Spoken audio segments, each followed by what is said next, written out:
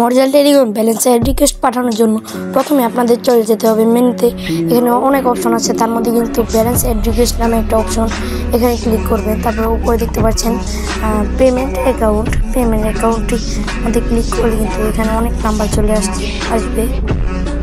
এখানে কিন্তু নগদ, পার্সোনাল, নগদ এজেন্ট, পার্সোনাল সব নাম্বার কিন্তু আছে। আমি কিন্তু বিকাশ নগদ পার্সোনাল কিন্তু টাকা পাঠাবো, তাই কিন্তু ওই নাম্বারটা কপি করে ফেললাম।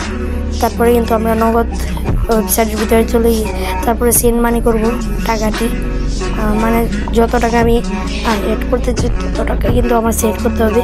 আমি যে নাম্বারটি কপি করলাম এখানে কিন্তু এটা পেস্ট করতে হবে। পেস্ট করার পর কিন্তু টাকাটা পরিমাণ দিতে হবে, কত টাকা পাঠাবো। আমি কিন্তু 40 টাকা পাঠাবো, এটা আপনাদের দেখানোর জন্য। তারপরে কিন্তু এখানে নিজস্ব পিনটা দিতে হবে, আপনার নিজের পিনটা দিতে হবে।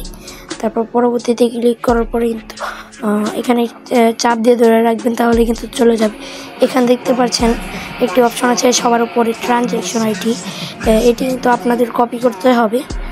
কপি করার পর কিন্তু আপনাদের আবারও মর্যাল টেলিকম নামে এই ওয়েবসাইটে চলে যেতে হবে। তারপরে কিন্তু আবার ব্যালেন্স অ্যাড রিকোয়েস্টে চলে যেতে হবে। এখানে দেখতে পাচ্ছেন চয়েস, আপনি বিকাশে নাকি নগদ টাকা পাঠিয়েছেন তা কিন্তু চয়েস করতে হবে। আমি তো নগদে পাঠিয়েছিলাম, তাই কিন্তু নগদ সিলেক্ট করে দিলাম। তারপরে কিন্তু এখানে দেখতে পারেন এজেন্টের পার্সোনাল, আমি তো পার্সোনাল টাকা পাঠিয়েছিলাম তাই কিন্তু পার্সোনাল সিলেক্ট করে দিব। এখানে কিন্তু আপনার নিজের যেই নাম্বারে টাকা পাঠিয়েছেন আপনার নিজের নাম্বারটি এখানে দিয়ে দিবেন। তারপরে কিন্তু নিচে দেখতে পাচ্ছেন অ্যামাউন্ট একটি অপশন, আপনি কত টাকা নগদে পাঠিয়েছেন তত টাকা কিন্তু অ্যামাউন্টের মধ্যে লিখবেন। আমি কিন্তু 40 টাকা পাঠিয়েছিলাম, কিন্তু 40 টাকা দিয়ে দেব।